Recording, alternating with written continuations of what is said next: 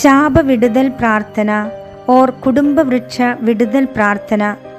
പൂർണ്ണ കുംഭസാരം നടത്തിയതിനു ശേഷം 21 ദിവസം ഉപവാസത്തോടും പ്രാർത്ഥനയോടും കൂടി ഈ കുടുംബവൃക്ഷ വിടുതൽ പ്രാർത്ഥന ചൊല്ലാവുന്നതാണ്. എല്ലാ ദിവസവും വിശുദ്ധ കുർബാനയിൽ പങ്കെടുത്ത് ചൊല്ലുന്നതാണ് ഏറ്റവും നല്ലത്. പ്രാർത്ഥന. കർത്താവായ യേശു ക്രിസ്തുവേ, അങ്ങ് ദൈവപുത്രനാണെന്നും ദൈവത്തിലേക്കുള്ള ഏക വഴിയാണെന്നും അങ്ങ് എൻ്റെ പാപങ്ങൾക്കു വേണ്ടി കുരിശിൽ മരിച്ച് ഉയർത്തെഴുന്നേറ്റു എന്നും ഞാൻ വിശ്വസിക്കുന്നു.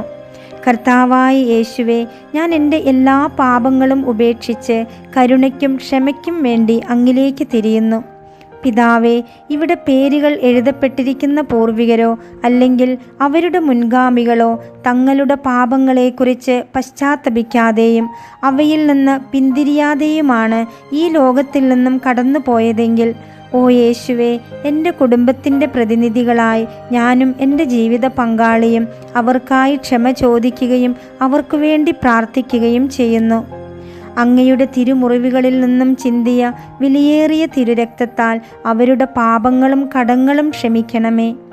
ഞങ്ങളുടെയും അവരുടെയും വിഗ്രഹാരാധന, പൈശാചിക പൂജകൾ, കടമറ്റത്തു സേവ, പൂജകൾ, മന്ത്രവാദം, ആഭിചാരം, കൂടോത്രം, പാവപ്പെട്ടവരോടും നിസ്സഹായരോടും ചെയ്ത ദ്രോഹങ്ങൾ, വേലക്കാരുടെ കൂലി പിടിച്ചു വെച്ചത്, മാതാപിതാക്കളോട് ചെയ്ത ദ്രോഹങ്ങൾ, വൈദിക ഹത്യ, ഗുരുഹത്യ, കൊലപാതകം, ഭ്രൂണഹത്യ, അർഹതയില്ലാത്ത സമ്പത്തിൻ്റെ അപഹരണം, ആഹാരം, ദാഹജലം, നടവഴി, കിടപ്പാടം, ചികിത്സ എന്നിവ നിഷേധിച്ചത്, വ്യഭിചാരം, പരസംഗം, സ്വവർഗഭോഗം, മൃഗഭോഗം, ലൈംഗിക പാപങ്ങൾ തുടങ്ങിയവ ഞങ്ങൾ ഏറ്റുപറഞ്ഞ് ഞങ്ങൾക്കും അവർക്കും വേണ്ടി മാപ്പ് ചോദിക്കുന്നു.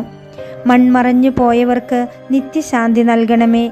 ജീവിച്ചിരിക്കുന്നവരെ വിശുദ്ധിയുള്ള ജീവിതം നയിക്കുവാനും നിത്യജീവൻ പ്രാപിക്കുവാനും അനുഗ്രഹിക്കണമേ.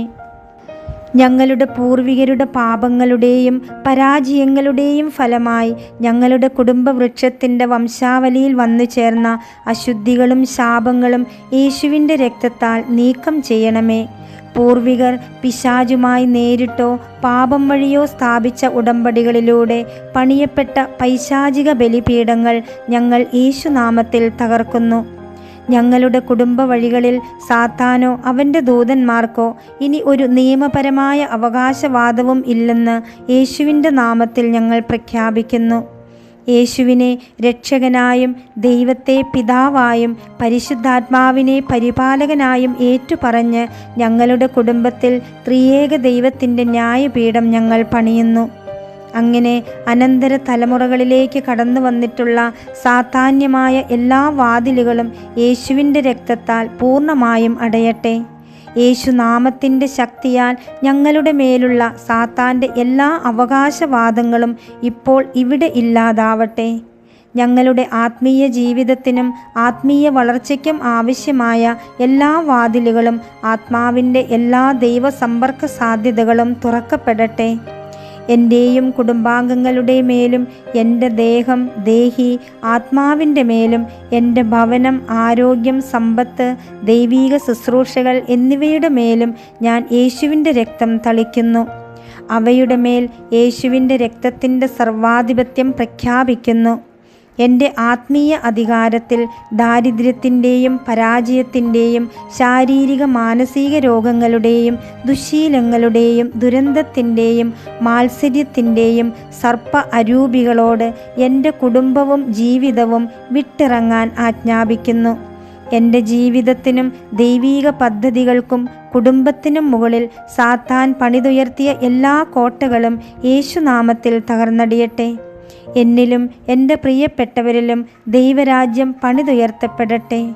ഓ ദൈവമേ, ദാവീദ് ഭവനത്തിൻ്റെ താക്കോൽ തോളിൽ വഹിച്ചിരിക്കുന്ന അങ്ങ് അടയ്ക്കുന്നത് ആർക്കും തുറക്കാനാവില്ല, അങ്ങ് തുറക്കുന്നത് ആർക്കും അടയ്ക്കാനുമാവില്ല. ഏശയ്യാ 22:22.